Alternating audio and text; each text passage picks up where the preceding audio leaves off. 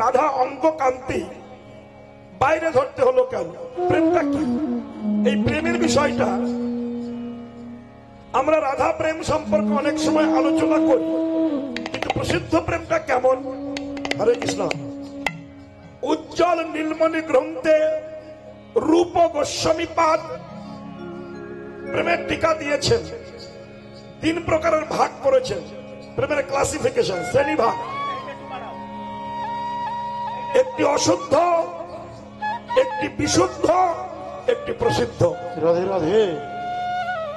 অশুদ্ধ প্রেম কাকে বলা হয়? আস্তে।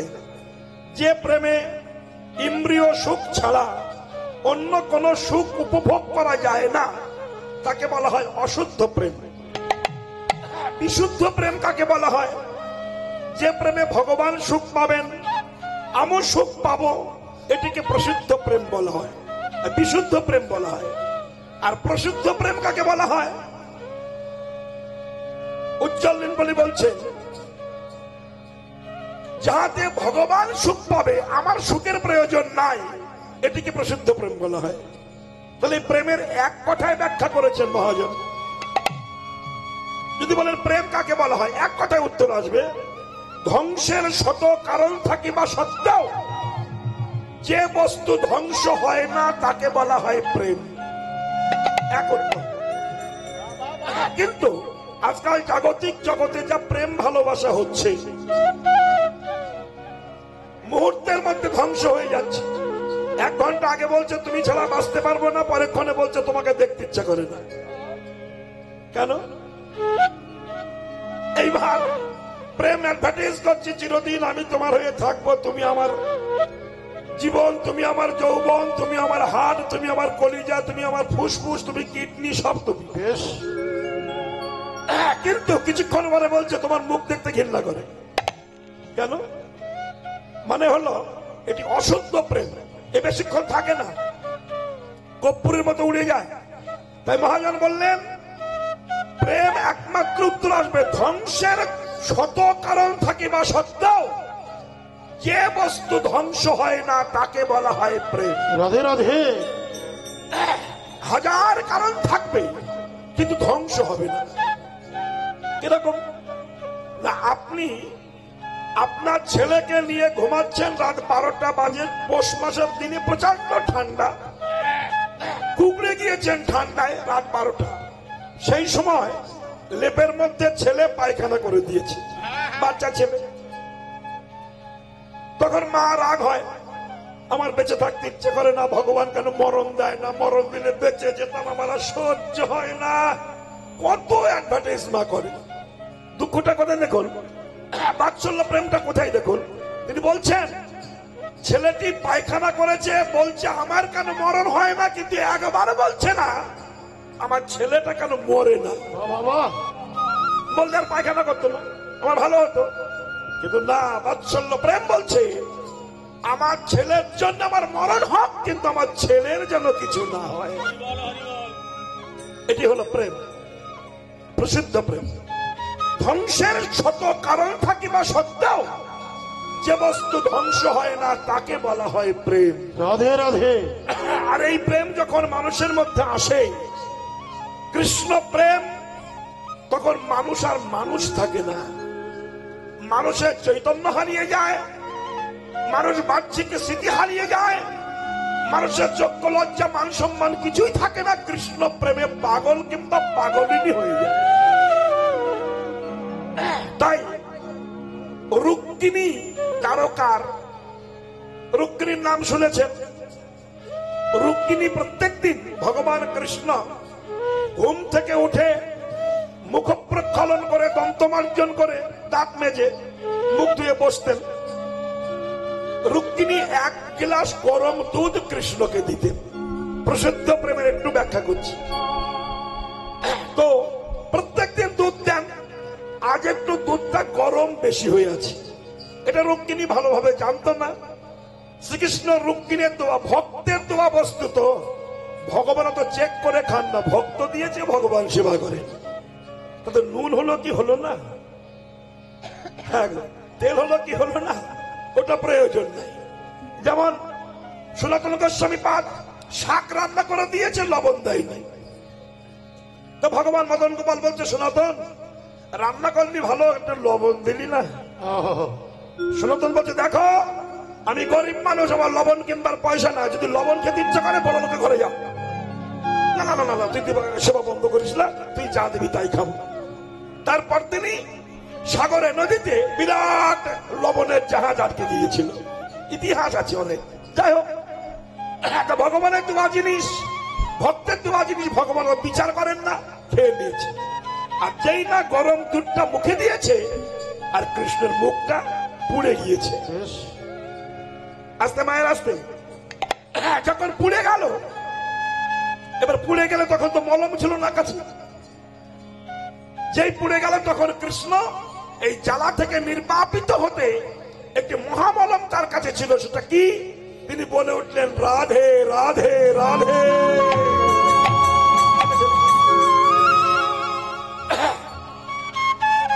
চমকুলেন রুক্মিণী, হে কৃষ্ণ দয়াময়, তুমি যে সর্বক্ষণ রাধা রাধা বলো, আমি রুক্মিণী, সত্যভামা, কালিন্দী, লক্ষণা, কত অপরূপা সুন্দরী মহিষী আছি, আমাদের কি তোমার ভালো লাগে না? তুমি রাধা রাধা বলে ওঠো, কি নাই যা রাধার মধ্যে আছে আমাদের মধ্যে নাই?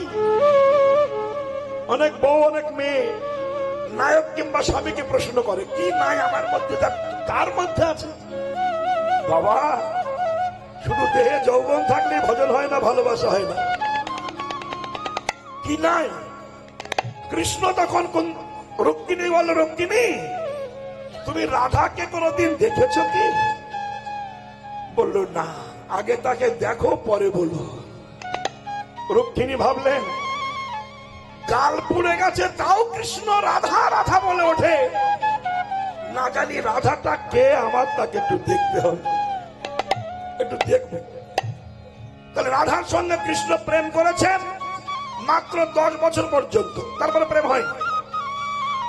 তাহলে কৃষ্ণের ছাড়া বয়সে যদি 3 বছরের ছোট হয় রাধারানী, তাহলে 7 বছর বয়স কৃষ্ণ, রাধারানী, আর 10 বছর ছেলে কৃষ্ণ। এই 7 বছরের মেয়ে আর 10 বছরের ছেলের সঙ্গে প্রেম হলো। এইবার কৃষ্ণ চলে গেল, তারপরে রাধারানীর সঙ্গে কোনো মিলন হয়নি। তাহলে কি প্রেম? এই জাগতিক জগতে প্রেম নয়, কামের প্রেম নয়, আত্মেন্দ্রিয় সুখের প্রেম নয়।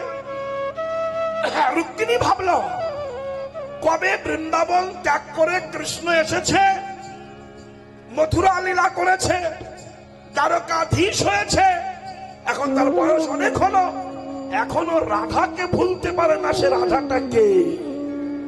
এটাই প্রশ্ন। রুক্মিণী চলেছেন বৃন্দাবনে ব্রজভূমে রাধা রানীকে দেখতে।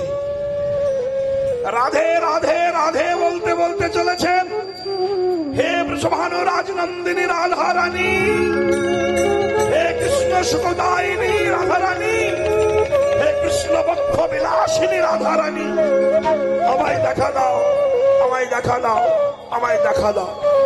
যার প্রসিদ্ধ প্রেমে গোবিন্দ বাধা, আমি দেখতে চাই সেই প্রেমময়ী রাধা।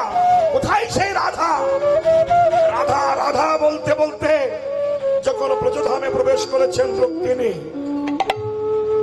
হঠাৎ দেখলেন একটা অপরূপা সুন্দরী নারী দাঁড়িয়ে আছেন। অপরূপা সুন্দরী, বিদ্যুৎ ঝলকের মতো তার রূপ থেকে ঝলসে উঠছে। রুক্মিণী ভাবলেন, এই বুঝি সেই রাধা, এত সুন্দরী হবে। রুক্মিণী প্রণাম করতে গেছে। হা হা হা, প্রণাম করছো কেন? কে তুমি? আমি রুক্মিণী। যাকে প্রণাম করছে তিনি হলেন রাধারানীর দাসী ললিতা সখী। ললিতা বলছে, গো রুক্মিণী, তুমি যাকে প্রণাম করতে ভেবেছো, যাকে ভেবেছো, আমি সে নয়, আমি সেই রাধার শ্রীচরণের দাসী ললিতা। রুক্মিণী ভাবলেন, যার দাসী এত সুন্দরী, না জানি সে কত সুন্দরী হবে। যার দাসী এত সুন্দরী, না জানি সে কত সুন্দরী। রুক্মিণী বললেন, হে ললিতা সখী, বলতে পারো রাধার কাছে যাব, কোথায় কিভাবে যাব? ললিতা বলল, শোনো, রাধার কাছে যেতে গেলে 7খানা দ্বার ভেদ করে যেতে হবে। 7খানা দ্বার, আর প্রত্যেকটা দ্বারে আমার মতো একটা সখী দাঁড়িয়ে আছে। 7খানা দ্বার ভেদ করতে হবে। অত সস্তা না। আমরা রাধে রাধে বলে চিল্লে উঠি। পশ্চিম বাংলায় জন্মগ্রহণ করেছি, জয় নিতাই জয় গৌর বলতে চাই না, রাধে রাধে। বড় রাধা ভক্ত তুমি, রাধার কিছু বোঝো তোমরা? বুঝলে রাধে রাধে করতে না, 7খানা দ্বার ভেদ করতে হবে, তবে রাধার কাছে যাওয়া যাবে। একটুখানি তত্ত্বের দিকে আসবো। রাধাটা কে? আমরা জানি রক্ত মাংস তৈরি করা রাধারানী, একটা মেয়ে ছেলে প্রকৃতি, কিন্তু নয়। বলছেন ওয়ারা ধয়তিসা রাধা, যিনি আরাধনা করেন তিনি রাধা। এই রাধার কাছে যেতে গেলে 7খানা দ্বার ভেদ করতে, কোথা থেকে আসতে হবে? এরা পিঙ্গলা শিশুর মার পথের নিচে একবারে পদ্ম সরোবর, প্রেম সরোবর, এখান থেকে উঠে আসতে হবে। 21,600 বার শ্বাসকে কন্ট্রোল করতে হবে। প্রত্যেকদিন ভোরবেলা উঠতে হবে, গঙ্গায় যমুনায় স্নান করুন, পুকুরে করুন, পদ্মাসনে বসুন, ব্রহ্ম মুহূর্তে সূর্যোদয়ের 1 ঘন্টা 36 মিনিট আগে পদ্মাসনে বসে প্রাণায়াম করুন, কুলকুলন্ডিনী শক্তি জাগান। মণিপুর, মূলাধার, আজ্ঞা চক্র, অনাহত স্বাধিষ্ঠানকে ভেদ করুন করে ইড়া পিঙ্গলা সুষুম্নার পথে এই পথ দিয়ে শ্বাস নিন, এই পথ দিয়ে ছাড়ুন। 21,600 বার শ্বাসকে কন্ট্রোল করুন করে কামগিজ কামগায়ত্রী সাধন করুন করে 7 ফোঁটা রক্ত ভিয়ান করে 1 ফোঁটা শক্তিবিন্দু তৈরি হয়। নিম্নগামী বাদ দিয়ে যিনি শ্বাসের দ্বারা ঊর্ধ্বগামী করে রাখতে পারে শত সহস্রল পথ দিয়ে ধরে, মহাজন তাকে রাধা নামে আখ্যা করে। তবে 7টা দ্বার কি? এই মুখ একটা দ্বার, চোখ 2টি দ্বার, নাকে 2টি দ্বার, আর কান 2টি দ্বার। এই 7খানা দ্বার, 1, 2, এ 2, এ 2, এর উপরে শত সহস্রল পদ্ম। 7ম দ্বার পরেও বড় রাজা বৈঠত এখানে বসে আছেন। এবার ঊর্ধ্ব হইতে নিম্নগামী যার নাম ধারা, নিম্ন হইতে ঊর্ধ্বগামী তার নাম রাধা। 6টানে আছে অবস্থান, ঊর্ধ্ববিন্দু দিয়া তাহে কইল শক্তিদান, পুরুষ প্রকৃতি তাহে হইল আধা আধা। বিচারিয়া গর্গ মুনি নাম রাখিলেন রাধা।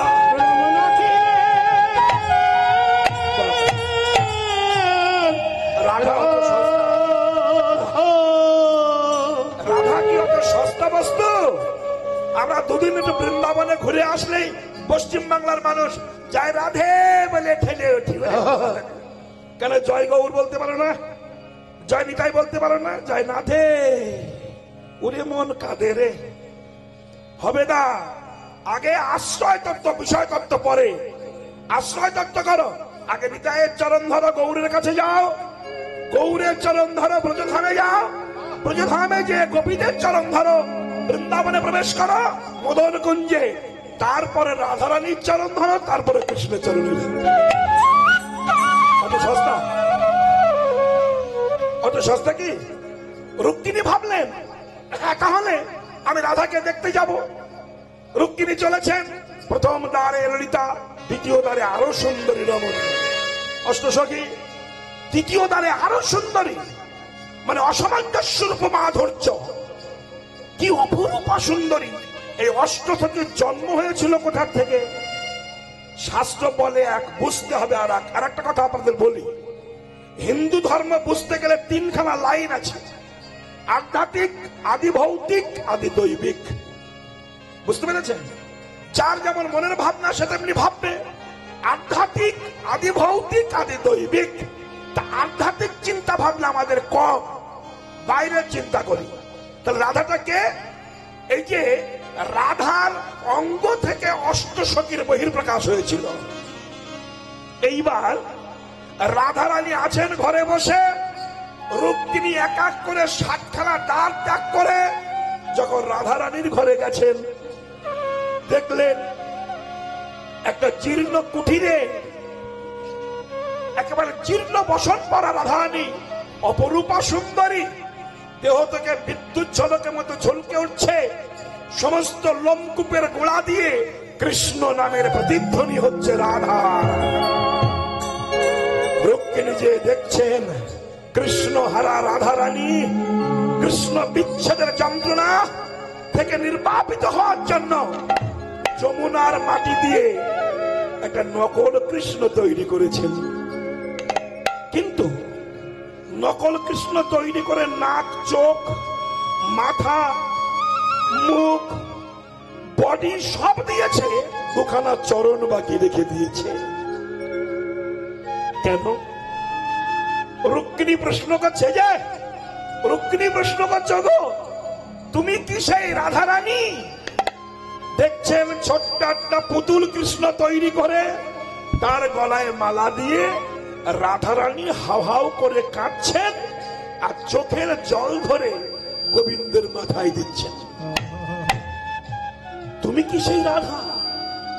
বুঝি না, এত অপরূপা সুন্দরী তুমি, তুমি কৃষ্ণ বলে কাঁদছো কেন? বলে কৃষ্ণ বলে কাঁদতে শেখো, তুমি সেই রাধা। কি সুন্দরী দেখতে, কি অপরূপা। বনফুলের মালা গেঁথে গোবিন্দের গলায় দিচ্ছেন। এবার একটু খেয়াল করুন, প্রেম কাকে বলে দেখুন। আজকাল ভালোবাসা প্রেম করলে তো মেয়েদের হাতে লম্বা লম্বা নখ থাকে, আমি দেখেছি এরকম লম্বা লম্বা নখ 10 হাতে থাকে। কেন? তোমার ছিঁড়িয়ে খাবো আমি। তখন তা ছিল না, অ্যাডভার্টাইজ, ছিঁড়ে খাবো তোমায়, সত্যিটা খাচ্ছে তো।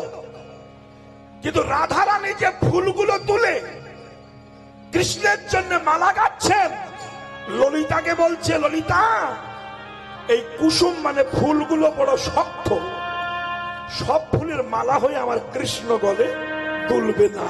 তবে আমি প্রত্যেকটা ফুল পরীক্ষা করব, যেটা কঠিন ফুল ফেলে দেবা, যেটা নরম ফুল গোবিন্দের জন্য মালা গাঁথব। ললিতা বলবো বুঝবো কি করে?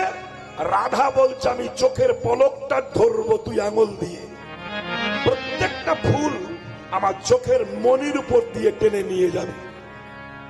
যে ফুলে আমার চোখের মনিতে ব্যথা লাগবে না, সেটা রেখে দিবি আমার কৃষ্ণের গলার মালা হবে।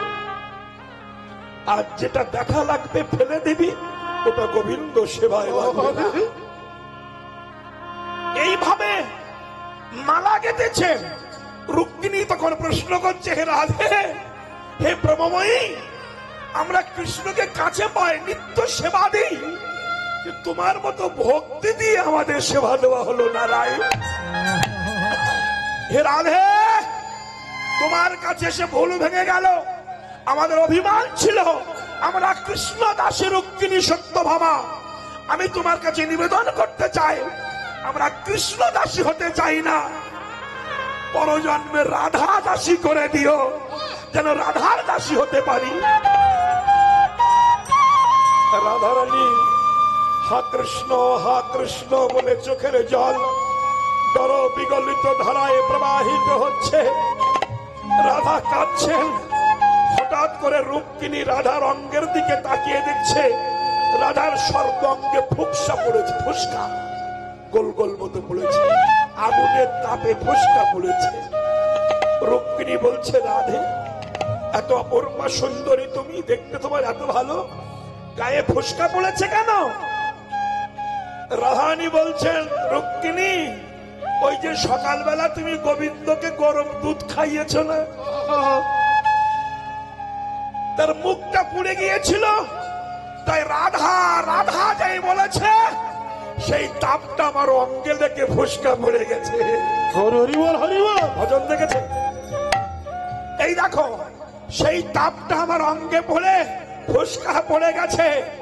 রুক্মিণী বলছে, সে হলো দ্বারকায়, তুমি বৃন্দাবনে, এটাও কি সম্ভব? রাধা বলছে, সবই সম্ভব যদি আমার কৃষ্ণকে কেউ হৃদয়ে বসাতে পারে।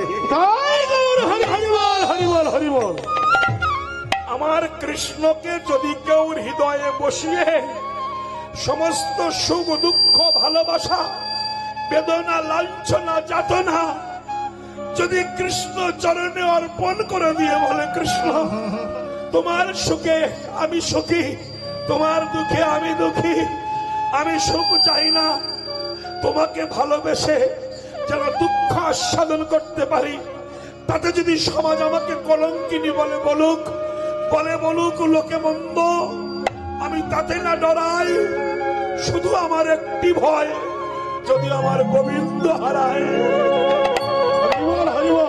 লোকে আমার মন্দ বলুক, আমি ভয় করি না, কিন্তু আমার একটা ভয়, যদি আমার গোবিন্দ হারিয়ে যায়।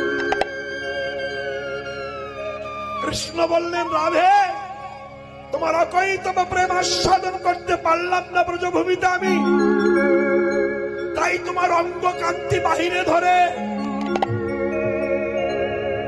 কৃষ্ণ অঙ্গ ভিতরে রেখে তোমার প্রেমকে গুরু তৈরি করে আমি নবদ্বীপে আবির্ভূত হয়ে হা রাধে বলে বৈষ্ণবের চরণ ধরিতে গড়াগড়ি দেব। তাই করছেন মহাপ্রভু।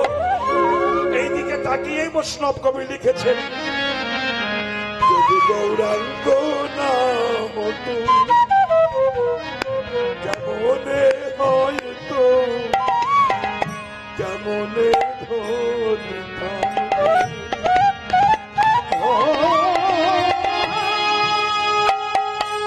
তাই গৌর হরিবল হরিবল হরিবল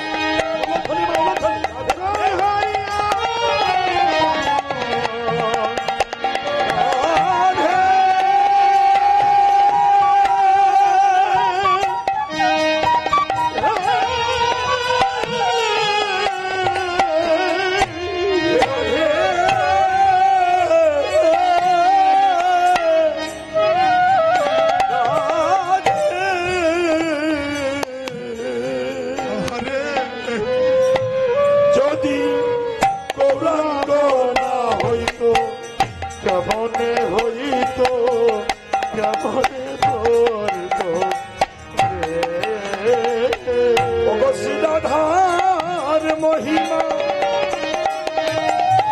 প্রেমরা সীমা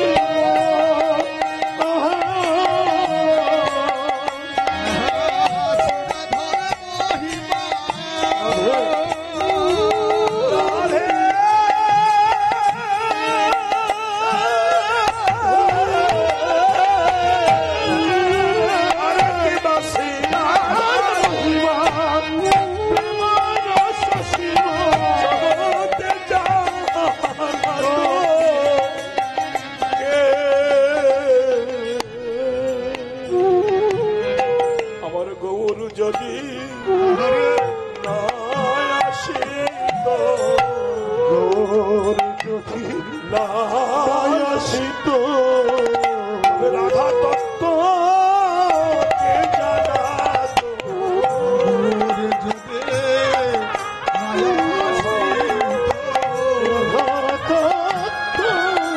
কে জানা তোমার গৌরে সে লীলা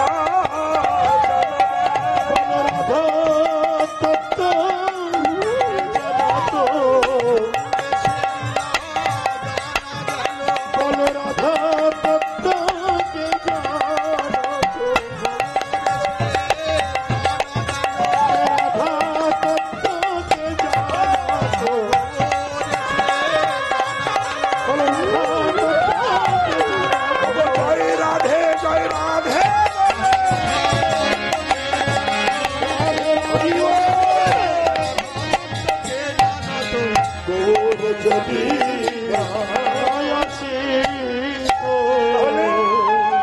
হৃদয়ে যদি ভগবানকে বসানো যায়, এই যে বাবা এখানে বসে অনেক দূরে সম্ভব পাওয়া যায়।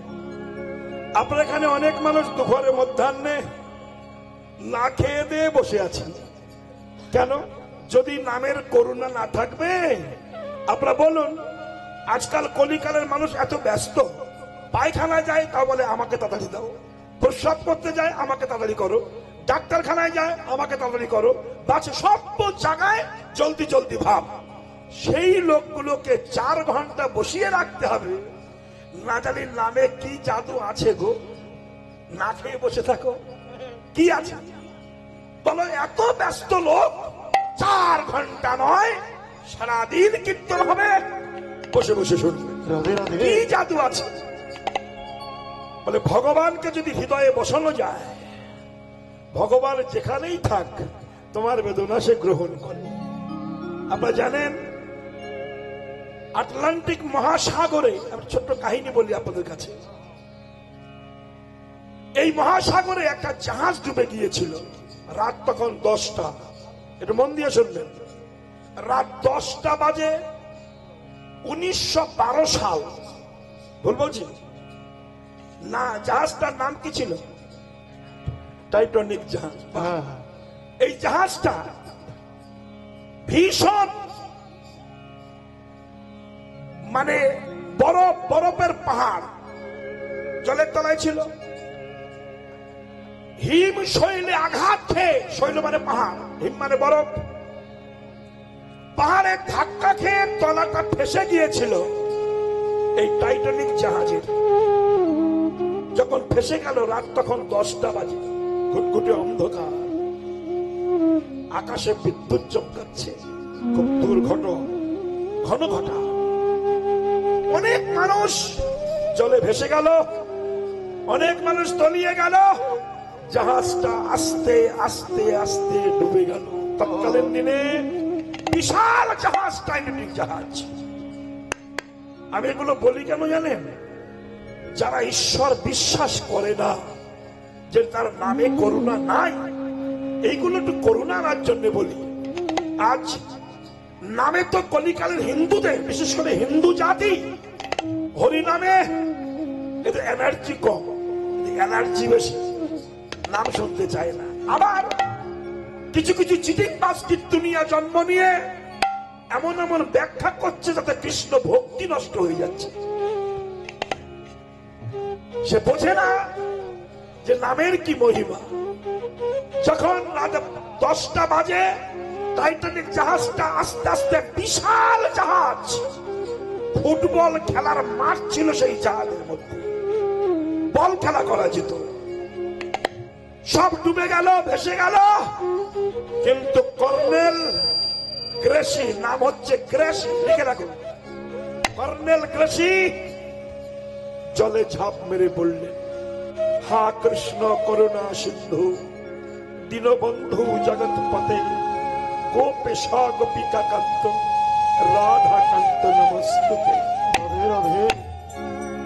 কর্নেল ঝাঁপ মেরে বলল, নাম গ্রেসি, গ্রেসের স্ত্রী কৃষ্ণ ভক্তি প্রদায়িনী। এই জন্য স্ত্রী ভাগ্যে পুরুষ ধন্য হয়, স্ত্রী ভাগ্যে পুরুষ ধন্য হয়। তৎকালীন ছিল, এখন আর নাই, এখন তো সর্বনাশ। তাই যখন কর্নেল গ্রেসি জলে ঝাঁপ মেরে বললেন, হে প্রিয়তমা, মানে স্ত্রীকে বলছে, সাগরে বসে জলে সাঁতরাচ্ছে, হে প্রিয়তমা, আর মনে হয় তোমার সঙ্গে হতভাগার দেখা হবে না। আরে এই বুঝি শেষ দেখা, এই দেখা আমার শেষ। তুমি ভগবানকে জানাও, আমার যদি মৃত্যু হয়, আমার আত্মা যেন গোবিন্দ চরণ প্রাপ্তি হয়। দেখেছে কোথায় কর্নেল গ্রেসি? সাগরে। শুনতে পেলেন তার স্ত্রী।